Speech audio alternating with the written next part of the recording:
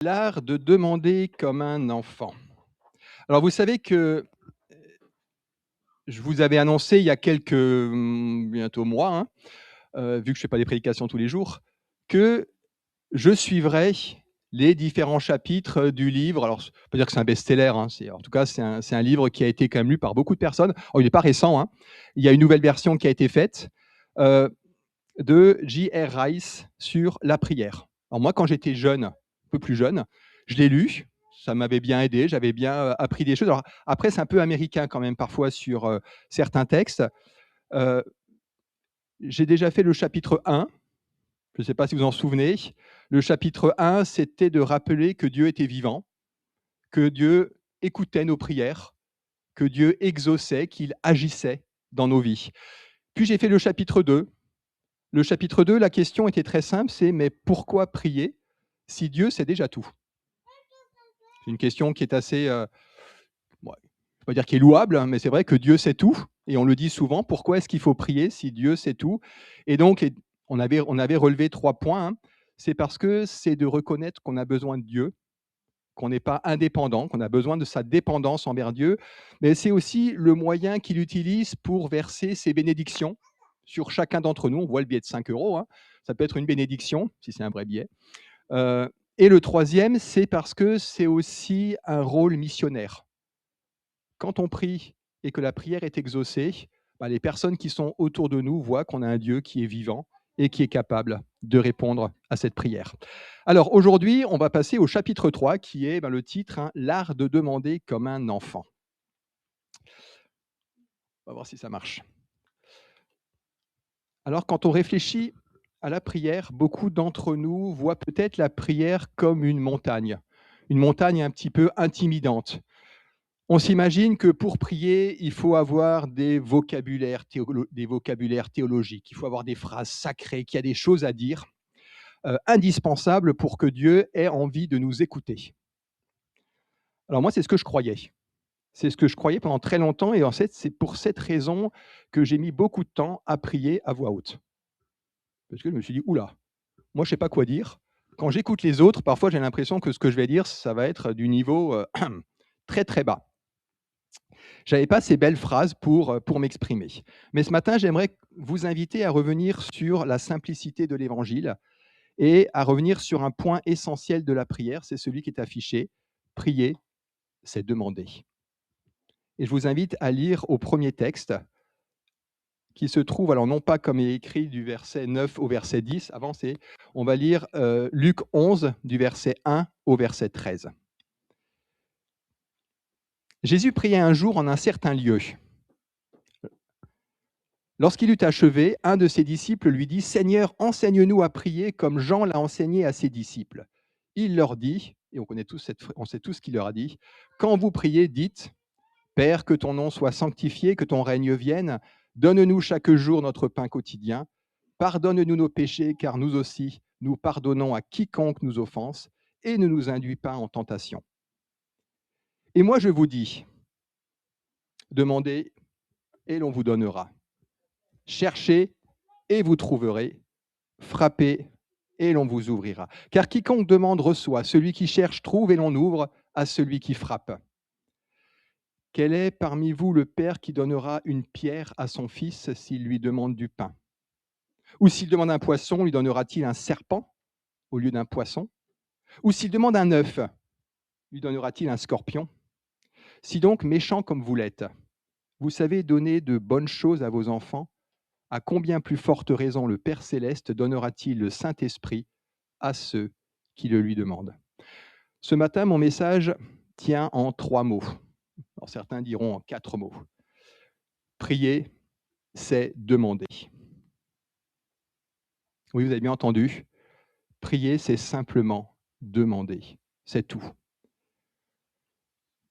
Alors avant de commencer, c'est dans le sens. Je vais faire du grec.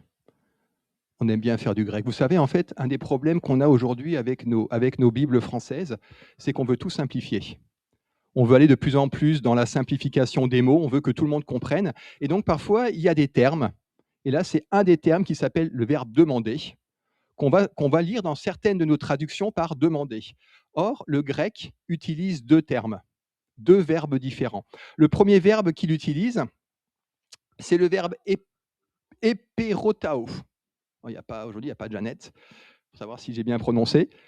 Le premier verbe, c'est éperotao. Alors ça veut dire quoi éperotao? En fait, dans le langage courant grec du Nouveau Testament, éperotao, ça veut dire poser une question, interroger. En fait, c'est quand vous allez chez votre médecin, il vous ausculte et là, vous commencez à lui dire tout va bien? Qu'est-ce que je dois faire? En fait, vous interrogez, vous posez des questions. Ça, c'est le premier verbe qui, souvent, dans la Bible, on va lire demander. En fait, on va demander au médecin comment ça se passe.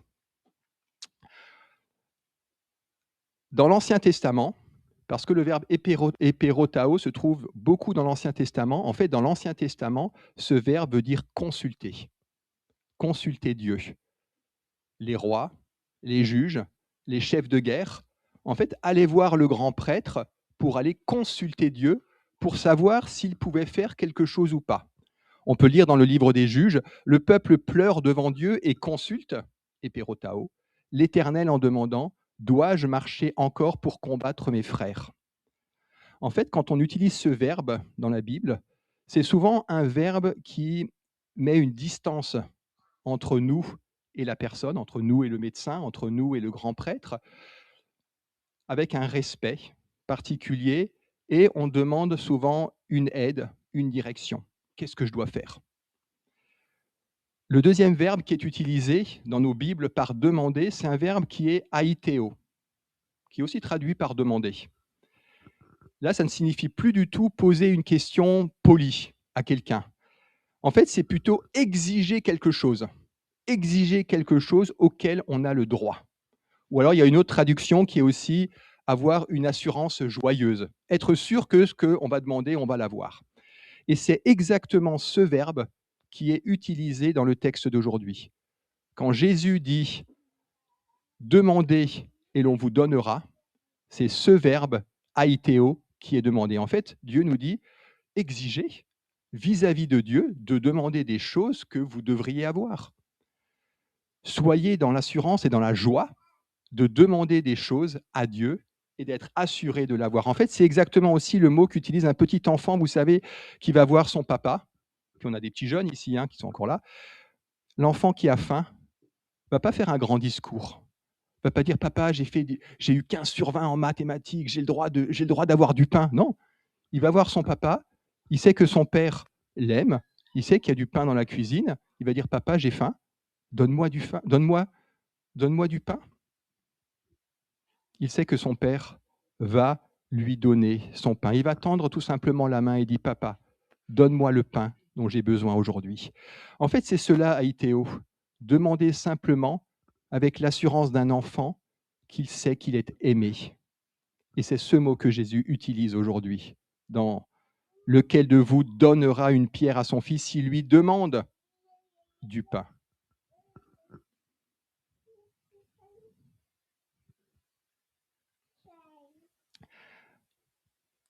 Il y a un texte dans la Bible qui se trouve dans Jean au chapitre 16 où dans la même phrase, Jésus va utiliser les 2 termes, demander et demander, éperotao et aiteo. Et on verra que ça a, je trouve, un impact assez important. Écoutez ce que Jésus dit à ses disciples juste avant de mourir et juste avant de ressusciter. « En ce jour-là, vous ne m'interrogerez plus sur rien. » Interroger ici, c'est le verbe éperotao. Vous ne me demanderez plus sur rien. Ce que vous me demanderez, et là c'est le deuxième verbe, aiteo, au Père, il vous le donnera en mon nom. Je ne sais pas si vous voyez le changement qu'il y a dans cette phrase, avant la crucifixion, après sa résurrection. On passe d'un verbe à l'autre. Avant la résurrection, c'était le temps du premier verbe. Les disciples étaient des élèves avec leur maître. Ils interrogeaient Jésus pour le consulter parce qu'ils ne comprenaient pas tout ce qu'il faisait ou tout ce qu'il disait. Ils étaient dans la consultation, dans le respect, dans la crainte parfois. Et Jésus leur dit, « Une fois que je serai ressuscité, tout va changer. Ce sera le temps d'aiteo. Vous n'aurez plus besoin de venir m'interroger comme si j'étais un maître lointain Pourquoi? Parce qu'à la croix, le rideau du temple s'est déchiré. Vous avez maintenant un accès direct au Père. Vous pouvez aller directement vers lui et lui demander, deuxième verbe, tout ce dont vous avez besoin avec la pleine confiance d'un fils ou d'une fille. Je ne sais pas si vous voyez la révolution qui s'est passée. Par la croix, nous sommes passés par la consultation craintive d'un Dieu à une demande familiale, pleine d'assurance. Nous ne sommes plus seulement des serviteurs qui consultent poliment un roi, nous sommes des enfants qui demandent du pain à leur papa. Nous sommes passés de la consultation à la communion.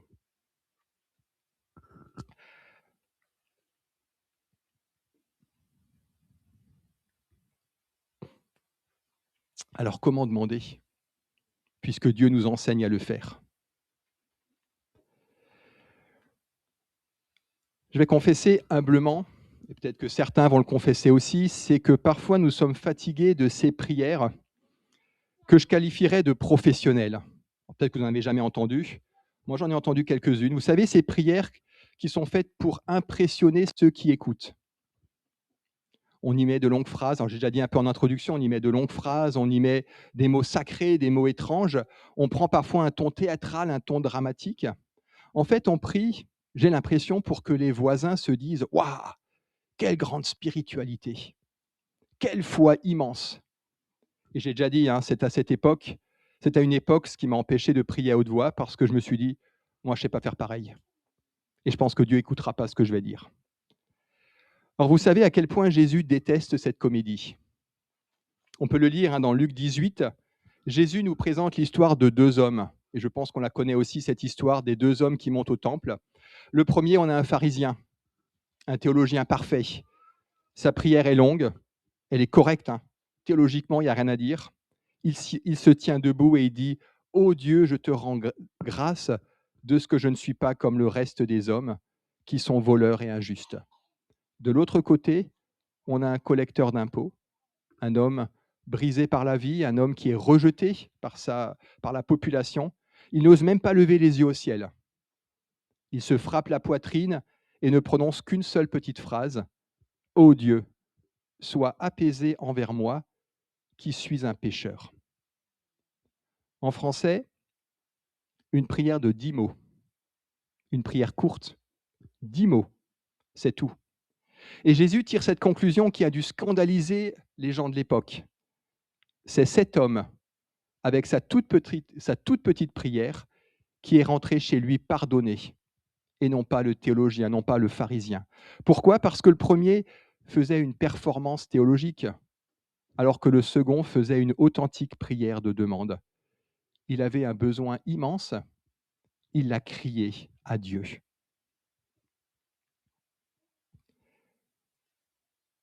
C'est d'ailleurs pour cela que les disciples ont demandé un jour à Jésus, « Jésus, enseigne-nous à prier ». Et c'est ce qu'on a lu au début du passage d'aujourd'hui. Jésus ne leur a pas donné un manuel de théologie de 500 pages. Non, il leur a juste donné une prière toute simple. Prière qu'on connaît tous. Il leur a donné le Notre Père.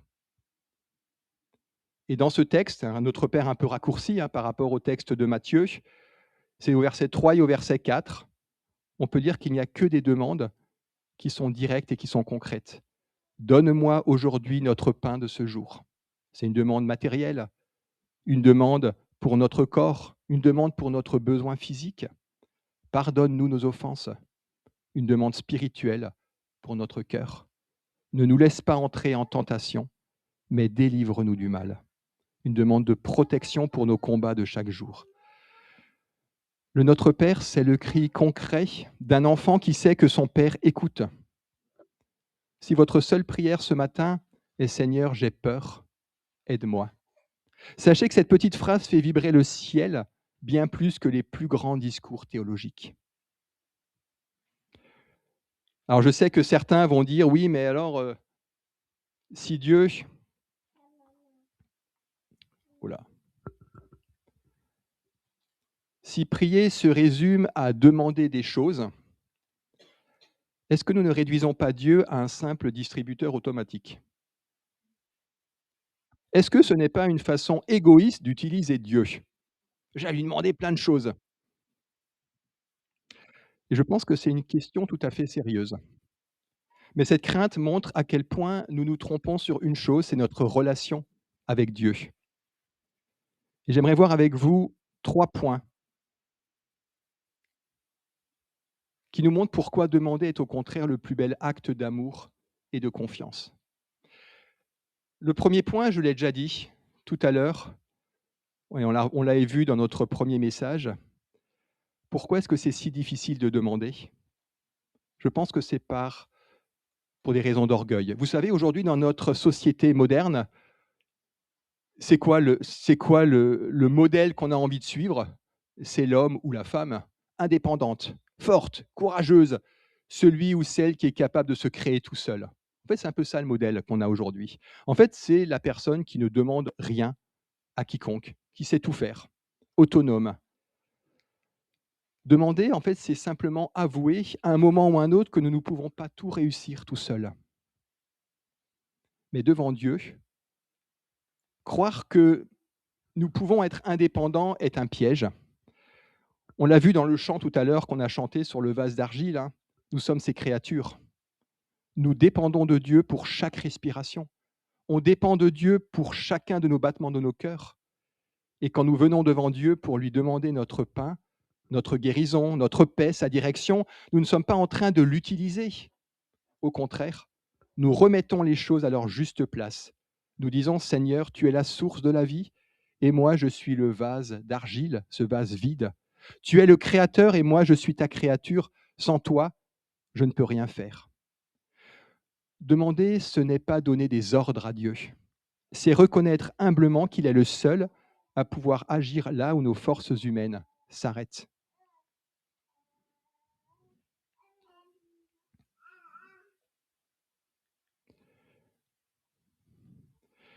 Pour comprendre pourquoi demander, ce n'est pas être égoïste, regardons à nouveau l'image que Jésus utilise dans Luc 11.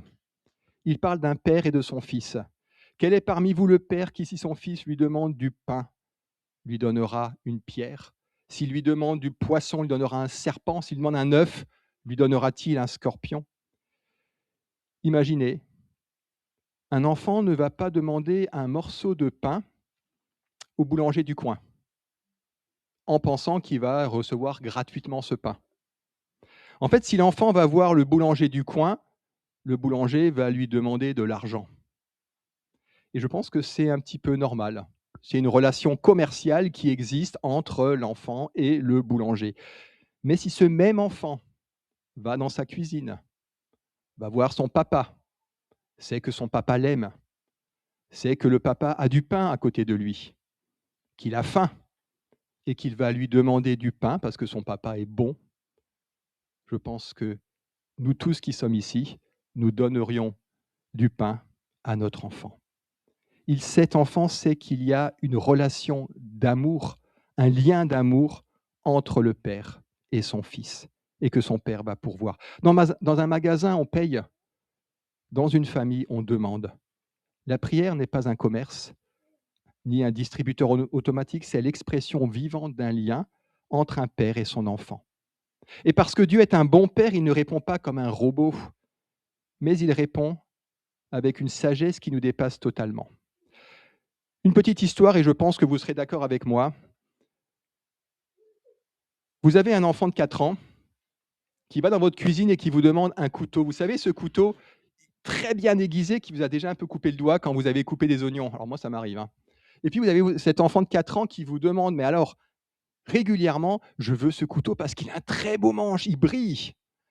Est-ce qu'un bon père ou une bonne mère va lui donner ce couteau? On va répondre non. Alors on ne va pas répondre non parce qu'on n'aime pas l'enfant. Au contraire, on va répondre non parce qu'on l'aime et qu'on veut le protéger. Si Dieu, c'est pareil, si Dieu nous dit non, ce n'est pas qu'il ne nous aime pas. S'il nous dit attends, ce n'est pas qu'il ne nous aime pas. C'est simplement qu'il veut nous protéger parfois de nos demandes. J'aimerais vous raconter une histoire personnelle qui s'est passée la semaine dernière. La semaine dernière, j'avais une réunion avec une centaine de collaborateurs, une centaine de personnes. Bon, c'est pas moi qui parlais, hein, c'était une de mes chefs qui parlait. On était une centaine de personnes et je m'étais dit: «Là, il faut vraiment que je sois à l'heure». Quand vous avez 100 personnes qui sont assis et que vous arrivez avec un quart d'heure de retard, ça se voit. Donc j'ai dit: «Il faut à tout prix qu'on soit à l'heure». J'étais prêt à la maison 3/4 d'heure avant le départ prévu. Je ne sais pas ce qui s'est passé. Je regarde ma montre, je dis: «Ah, là, je vais être en retard». Je rentre dans la voiture, je roule. Plus j'avance, plus je me dis: «Là, c'est mort». J'avais 5 minutes de retard, j'en ai 10. Là, je vais arriver au minimum avec 15 minutes de retard. Qu'est-ce qu'on fait dans ce moment-là? Ben, on prie. Et dans la voiture, qu'est-ce que j'ai dit? J'ai dit: «Seigneur, je te demande pardon parce que j'étais prêt. J'étais prêt à l'heure et tu le sais». Pas parce que j'avais mon réveil qui avait pas non, j'étais prêt et je ne sais même pas pourquoi je suis parti en retard. Je ne sais pas ce que j'ai fait, mais je suis parti en retard. S'il te plaît, prends cette situation entre tes mains, aide-moi à arriver à l'heure à la réunion. En fait, je voulais qu'un petit peu comme Moïse et la mer Rouge, que la route s'écarte, qu'il y ait plus de voitures et que je puisse arriver, à l'heure au travail. Ben, les voitures étaient là, même plus que prévu. En fait, j'ai demandé à Dieu une solution qui était précise, comme un robot qui dit: «Bah oui, Jean-Yves, je vais te prier, tu vas arriver à l'heure parce qu'effectivement, c'est pas ta faute, hein». Dieu n'a pas enlevé les bouchons. Je suis arrivé avec 15 minutes de retard. En fait, il a fait beaucoup mieux. Alors le chef aurait pu ne pas être là. Non, c'est que la réunion a été décalée de 30 minutes. Pourquoi? Parce qu'en fait, on est en région parisienne et que tout le monde vient en RER et ce jour-là, le RER a eu un problème. Donc il manquait la moitié des personnes. J'ai demandé une solution humaine, celle qui me semblait la plus simple, qui n'impactait que moi. Dieu a ouvert un autre chemin. Il n'a pas répondu comme un robot, mais comme un père qui connaît nos besoins réels, qui agit parfois avec une créativité que nous n'aurions jamais même pu imaginer. J'aurais pas osé prier en disant: «Fais que le RER s'arrête, qu'il y ait 100 personnes ou 50 en retard», j'aurais même pas osé imaginer faire ça, mais lui, il s'y autorise, hein. Ah ouais, non, c'était ça, c'était ça. Le dernier point, en fait, c'est que le sommet de ce que Jésus veut nous apprendre se trouve dans le dernier verset du texte qu'on a lu aujourd'hui. Parfois qu'on lit un petit peu trop vite. «Si donc, mauvais comme vous l'êtes, vous savez donner de bonnes choses à vos enfants, à combien plus forte raison le Père céleste donnera-t-il le Saint-Esprit à ceux qui le lui demandent?» C'est ici que l'idée d'un Dieu distributeur automatique s'effondre complètement. Parfois, nous venons vers Dieu pour lui demander un poisson, une solution matérielle, quelque chose dont on a besoin. Et je pense que c'est légitime. En fait, Dieu, dans sa générosité, ne veut pas seulement nous donner des petits cadeaux matériels, il veut nous donner le plus grand de tous les dons. Il veut nous donner son Saint-Esprit. En d'autres termes, nous demandons une solution, Dieu se donne lui-même. Nous demandons que nos problèmes disparaissent et il vient habiter en nous par son esprit pour nous donner sa paix, sa force, sa joie au milieu de la tempête, et on l'a chanté tout à l'heure. La prière de demande, demander, commence par nos besoins de tous les jours les plus simples.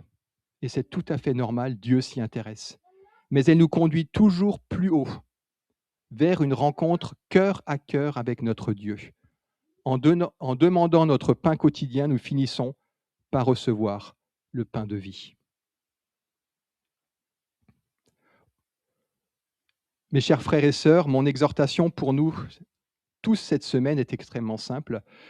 Si vous traversez une période difficile, si vous faites face à un problème de santé, à une crise dans votre famille, dans votre couple, à des difficultés dans votre travail, ou si simplement vous manquez de joie ou de paix intérieure, demandez. Demandez tout simplement. Venez au Père avec la confiance d'un petit enfant. Utilisez vos mots de tous les jours, vos mots ordinaires. Dites-lui vos besoins, les petits comme les grands. Vous manquez de patience avec vos enfants? Demandez-le. Vous avez du mal à pardonner à ce collègue de travail? Demandez la force de le faire. Vous avez des inquiétudes pour votre finance, vous n'allez pas finir la fin du mois? Déposez-les devant lui et demandez son aide. Rappelez-vous toujours cette promesse extraordinaire qui dépend uniquement de l'amour de celui qui vous a créé et sauvé. Demandez et l'on vous donnera. Cherchez, vous trouverez. Frappez et l'on vous ouvrira. Que le Saint-Esprit vienne renouveler notre façon de prier cette semaine. Amen.